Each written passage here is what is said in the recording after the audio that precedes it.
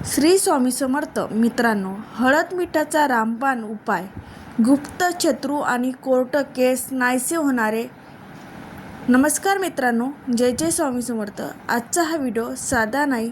आज मी तुम्हाला असा उपाय सांगणार आहे जो तुमच्या आयुष्यातल्या परिस्थिती बदलू शकतो, दिशा बदलू शकतो आणि सर्वात महत्त्वाचं म्हणजे तुमच्यावर चाललेले अदृश्य आघात थांबवू शकतो.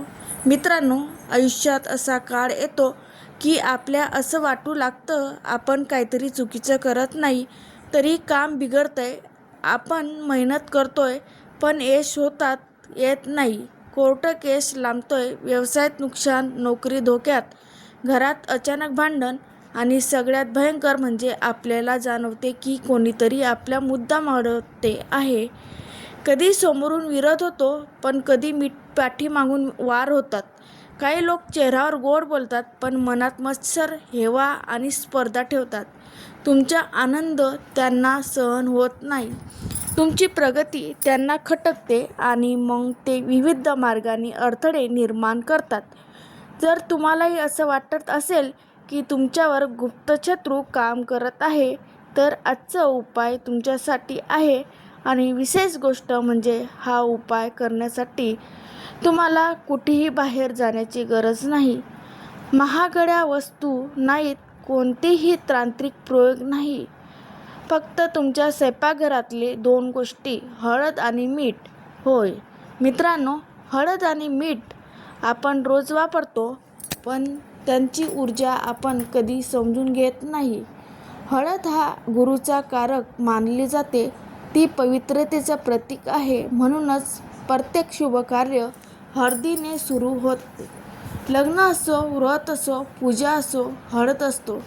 कारण ती सकारात्मक ऊर्जा आकर्षित करते असं मानलं जातं.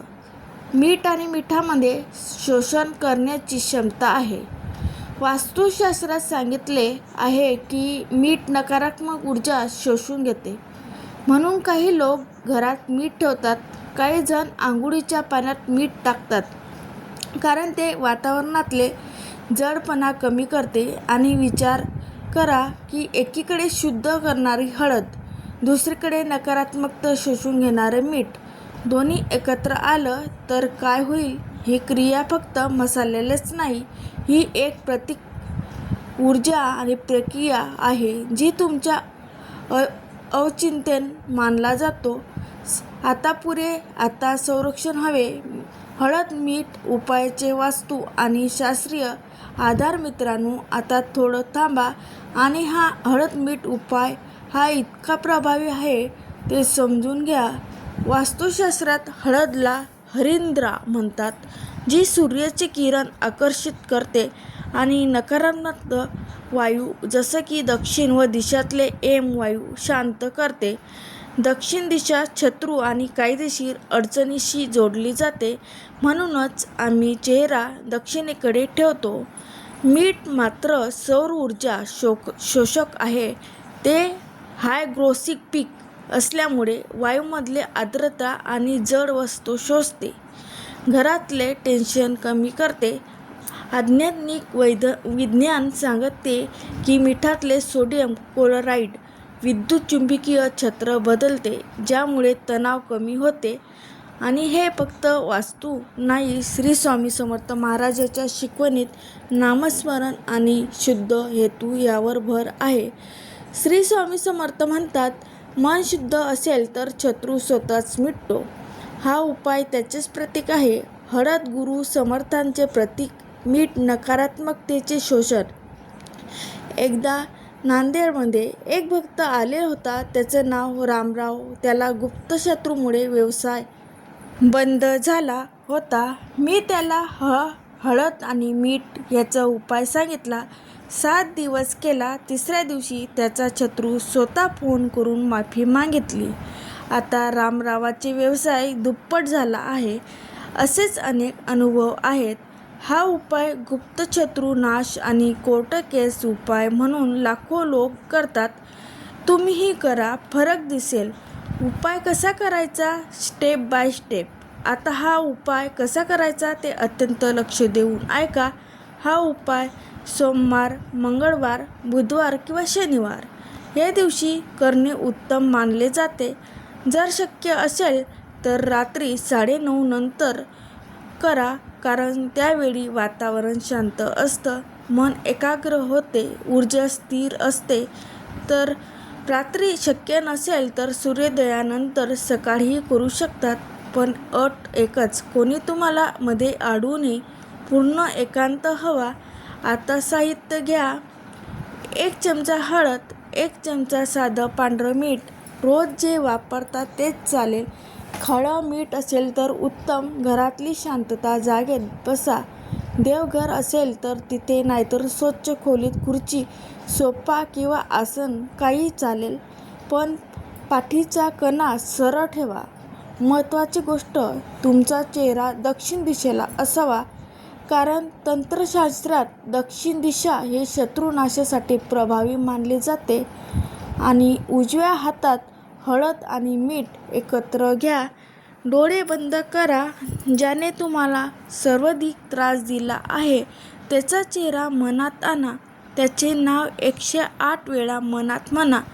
जर नाव माहीत नसेल तर सर्व शत्रुनाश हा शब्द 108 वेळा म्हणा. जप करताना फक्त शब्द म्हणू नका, भावना सोडा. आणि जेव्हा तुमच्यावर अन्याय झाला होता ते वेळ आठवा.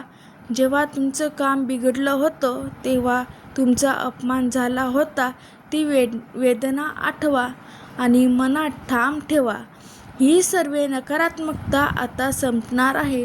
108 वेळा पूर्ण झाल्यावर उठून थेट वॉशबेसिनमध्ये किंवा नळाजवळ जा. हातातले मिश्रण डोक्यावरून 7 वेळा फिरवा.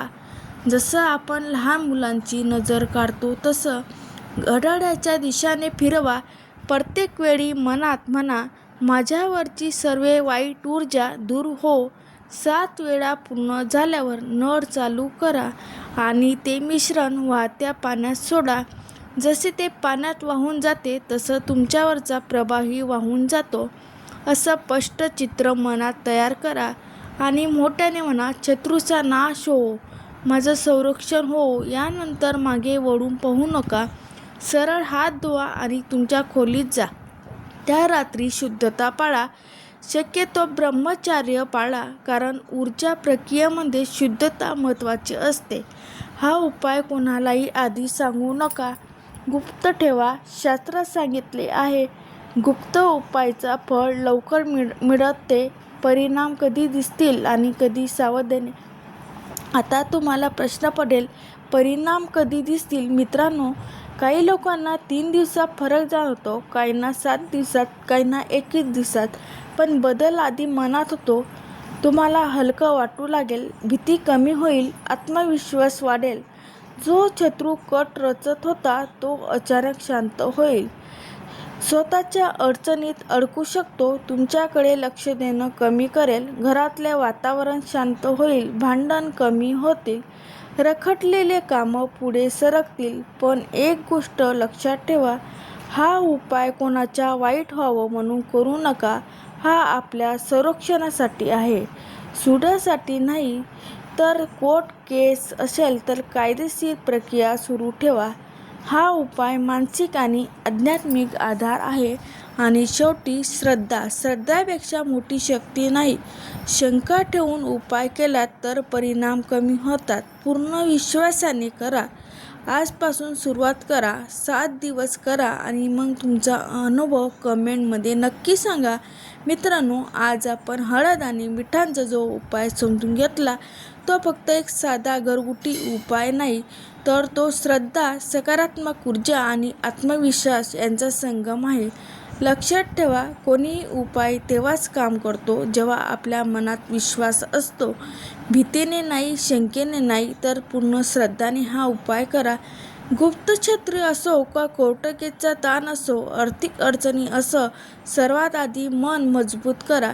कारण मजबूत मनासारखं कोणतीही नकारात्मकता शक्ती टिकत नाही. हे उपाय करत नेहमी सकारात्मक विचार ठेवा. कोणाची वाईट हो म्हणून नाही, तर आपलं जीवनात चांगलं यावं म्हणून प्रार्थना करा. देव नेहमी न्यायाच्या बाजूनं असतो. तुमचे मन स्वच्छ असेल, हेतू शुद्ध असेल तर परिणाम नक्की दिसतील. आजपासून 7 दिवस हा उपाय करून बघा आणि तुमचा अनुभव मला कमेंटमध्ये नक्की सांगा. तुमच्या अनुभवामुळे इतरांनाही प्रेरणा मिळेल. जर तुम्हाला असेच आध्यात्मिक उपाय, वस्तू, टिप्स, समर्थांच्या माहिती आणि जीवन बदलणारे उपाय हवे असतील तर चॅनलला नक्की सबस्क्राईब करा. जर तुम्ही स्वामीचे भक्त असाल तर कमेंटमध्ये श्री स्वामी समर्थ लिहायला विसरू नका. श्री स्वामी समर्थ.